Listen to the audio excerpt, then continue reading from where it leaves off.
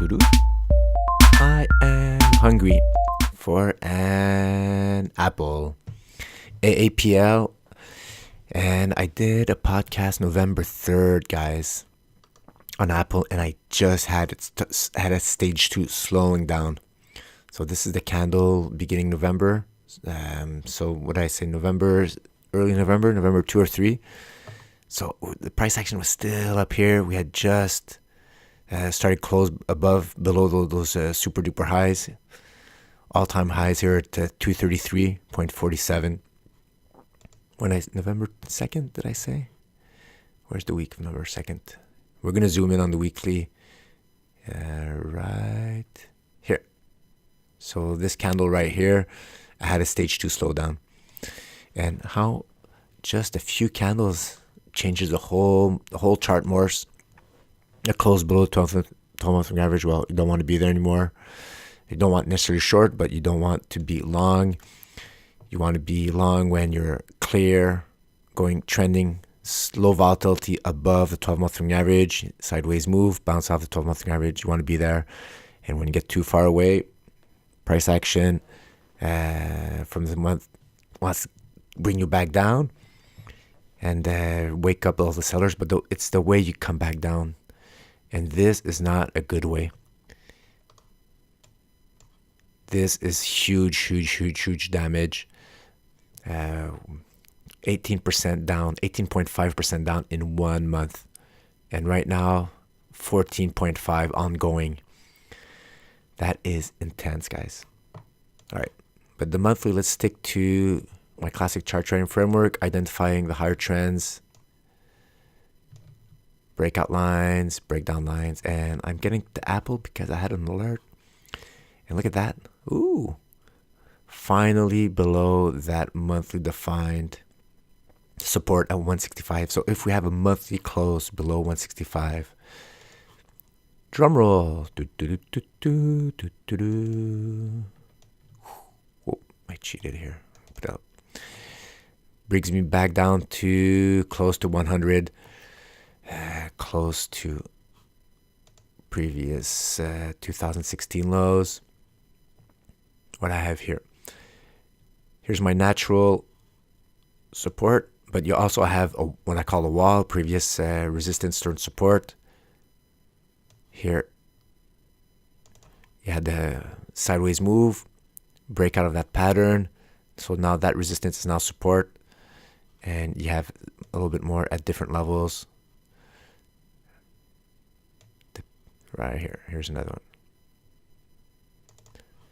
Whoa. 1, 2, 3, 4, 5, 6 months, broke out, came back to test that resistance, now turned support, bounced back up, and then off it went, guys. Nowhere to bounce. All these lines, I'm going to keep them. I'm going to zoom in on the weekly, and that's going to help us estimate where pullbacks could occur, where we can, where the pullback could happen, and expect them.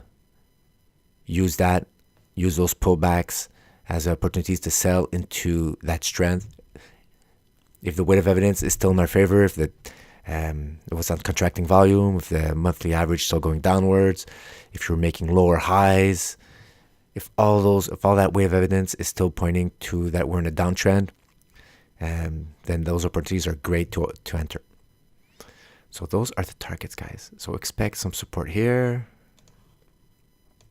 Bounce off that. Could go test previous breakdown line. Then maybe break below here. Bounce off that level. And now that support's turn resistance. And then maybe go back all the way down here. Hit that target and eventually maybe hit finally that support right here. And that's just going to make bigger pattern, which make bigger patterns. And never I think, oh man, it can't go lower than that. You don't know. Nobody knows. If I take my 2008 lows, trace all the way back up here. Right now we've pulled back to in Fibonacci 23.6, approaching the 38.2. After that we have the 50 mark. And look at that. where I have that monthly defined support, natural support. It coincides with the golden ratio at 61.8, and that's a pullback that could be very invisible. It's some people do a Fibonacci, some people do swing rules. There's stage analysis that helps you exit, but when there's harmony between all these frameworks, which are derived from the price action, I like it. I like it when I have targets that are in line with Fibonacci, with measured moves. It gives me comfort to know that this is probably an attainable target if other people aren't looking at swing rules, but they're looking at Fibonacci and they're trading according to that, and they're looking for that pullback for that golden ratio. Then everything adds up to higher probabilities of reaching that target.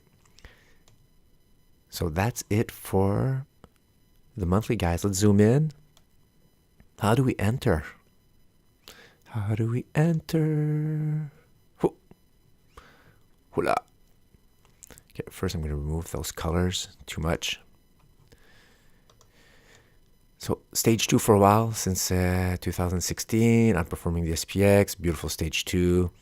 So some danger zone here, but you're still in an uptrend. So whenever you close below that 30-week average, going upwards, if it's like the first time you do it, you're creating some damage, but it's not damage on top of damage, right? It's like the first gun wound, but it's still, now you're wounded. You need time to heal, sideways move.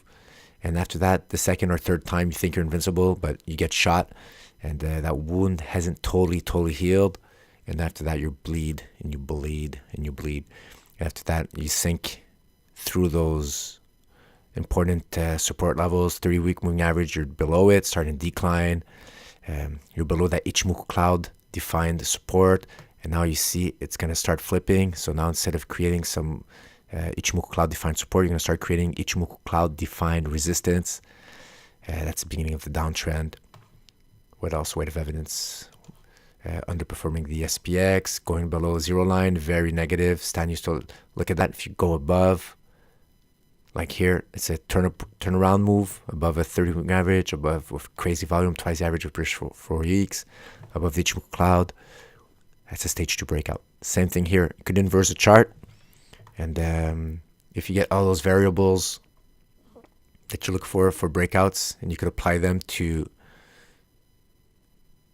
breakdowns, same thing. Look at that red volume on that down candle, damage. Whew. All right. So is that going to close below? Oh, here's some natural weekly defined support. So let's see what's going to happen here. We're going to pull back. We're getting far away from the 30-week average. Possibility that we're going to pull back. Ideally, you don't want it to pull back above the Ichimoku cloud. You don't want the Ichimoku cloud to suck it back in. But you still now have that 30-week moving average going downwards. We'll have to see how the week closes. We'll have to see how the month closes.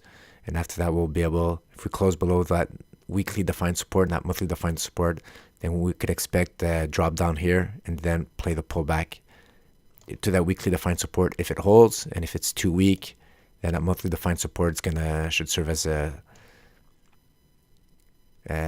support, and resistance should serve as resistance.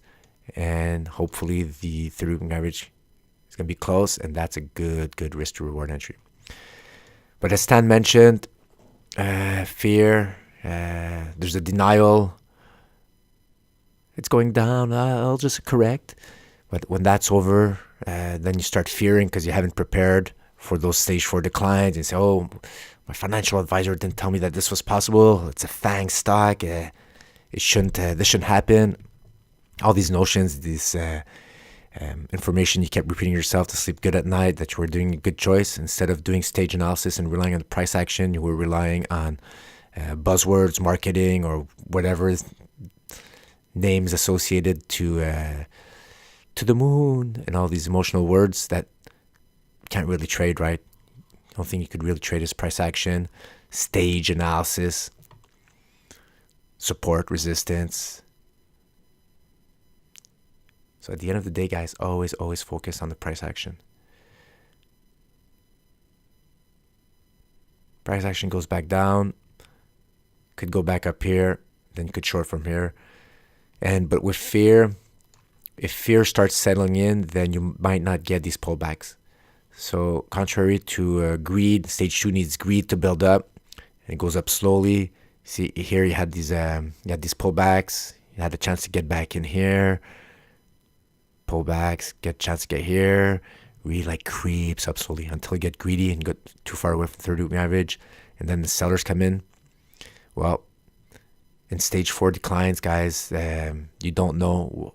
It could really drop fast. So you could always take half a position when you have a close below those important monthly and defined support and weekly defined support.